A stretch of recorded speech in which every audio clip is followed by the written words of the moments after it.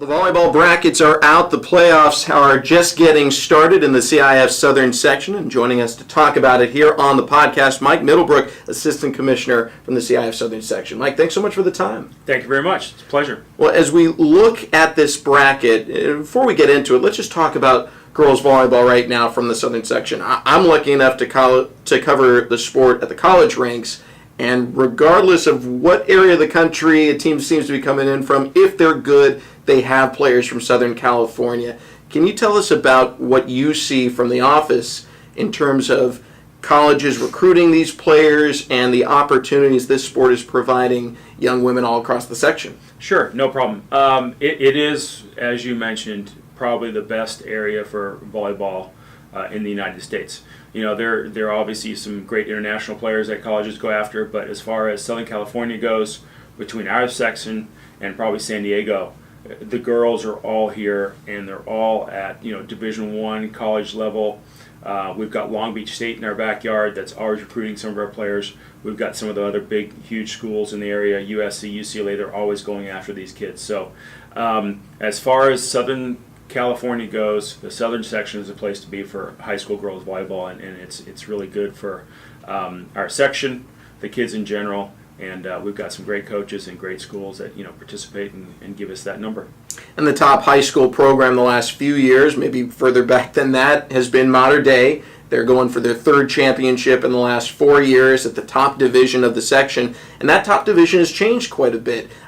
More and more of the sports are going to the competitive equity model, and girls volleyball is no exception. Yes, so this year, and credit to boys water polo that kind of took this lead last year, but we reduced our bracket size down from 32 teams to 16, just so we were ensuring that we had the true competitive equity model in place.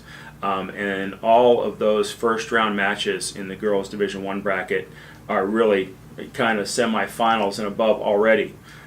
So those teams that are in that bracket, it's a great accolade for them to be selected to that Division I. We had some schools, asking to be in that Division I, and luckily, the schedules and what they competed at this level and the results, placed them there. So it should be exciting. I know from the Mater Dei matchup down to the Marymount matchup to the Redondo, they're all going to be great matches. You mentioned some of the premier teams, but just to touch on something you said, I think that's amazing that there are teams that want to be in the top bracket. So often we think of the competition, the legacy of these teams to be championships. You would think that there'd be a lot of programs to say, you know what, let's let Mater Dei play somebody else in round one. We don't want that matchup. But you found it to be the opposite in a lot of cases. Yeah, I did. And specifically, I give credit to Harvard Westlake. They're one of our programs. They were on the bubble of that 14, 15, 16, 17 spot the entire season. And when it got down to it, they were reaching out to me and saying, hey, we want to be in this Division I bracket. And luckily their schedule, showed us they should have been. I mean, their results and who they played, who they battled against, they were a deserving team to be selected into that spot. So it was nice to reward them with that. Assistant Commissioner Mike Middlebrook with us here on the podcast. Let's talk about some of the near misses from Division I, some of the potential favorites in Division II. You've got the top seed, Aliso Niguel. What was it that they were missing maybe that kept them out of the Division I bracket, but also that they had that makes them a favorite in Division II? A really solid program. They've been kind of right there for the last several years. They won a section championship somewhere in the 4 to 5 years ago. So they've been a very consistent program for that amount of time. Corona Del Mar, another super powerhouse that has been on the bubble this year. They're our number 2 seed in Division II. And they were deserving. We looked at them for coming into the Division I bracket, but their schedule wasn't quite there compared to the other schools we did select. But as far as Division II goes, Aliso, Corona Del Mar, Los Alamitos, all those schools are really, truly Division I. But for this year, for what we're trying to do, they're in the Division II bracket, and that's going to be a really good bracket, too, to watch. A lot of normal powerhouse teams are in that bracket. One I want to get your take on is Notre Dame Sherman Oaks. You talked about Mater Dei Marymount. That's the 1 and 2 seed in Division I. They really have elevated themselves above the rest of the pack.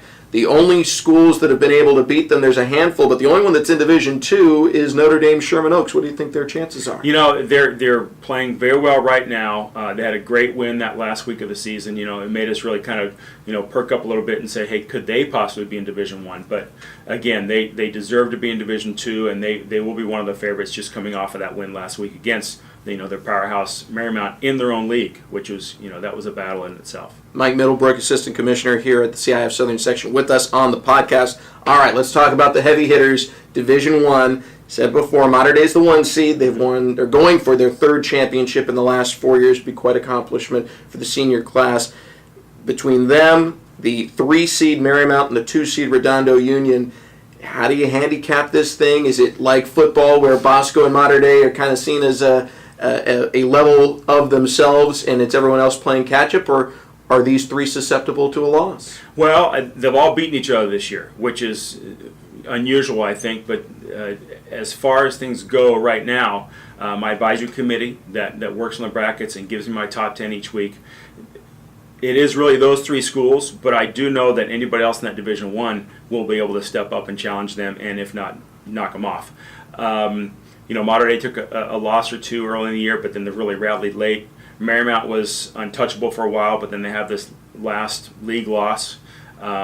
Redondo, I heard, is a different team right now. They've really kind of kicked it into gear. So those 3 are going to be a challenge to beat. It could end up being home and away. Who's going to fall? Wherever that coin flip goes during the playoffs of who's home, who's away, and on a given night, that's what happens. But there are some really good teams: Poly, Lakewood, San Juan Hills. They're all capable of knocking off one of these 3. So we'll see. Sierra Canyon making a jump from Division 3, I believe, last year to now 1.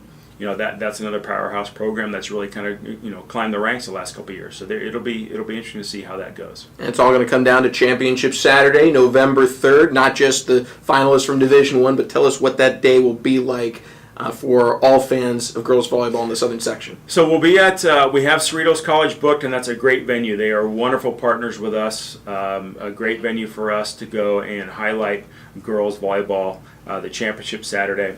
Right now the plan is we have enough room and time to run 5 championship matches there at Cerritos on Saturday, and then the other divisions will be played out at the designated home team's site. If for some reason we have a Santa Barbara versus Ventura, that's one of those matches that would probably be placed up in that region. But if we have the 2 schools here, that it makes a lot of sense to bring them to Cerritos. We can anticipate a large crowd. The kids love playing in front of large crowds. That's one of our biggest things this year, is trying to increase the fan base so the kids feel a really tight atmosphere. Championship matches. Some programs right now, look at a Marymount.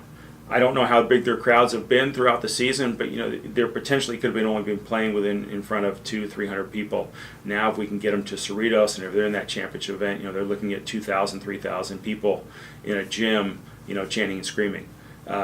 Last year's championship match between Mater Dei and Marymount, packed house, and I think the kids love it, and that's what we're here to do. Should be a lot of fun. We're looking forward to the championships and the journey along the way. And later on here on the podcast, we look forward to talking to some of the head coaches and star players from the volleyball ranks. That's coming up later in the show.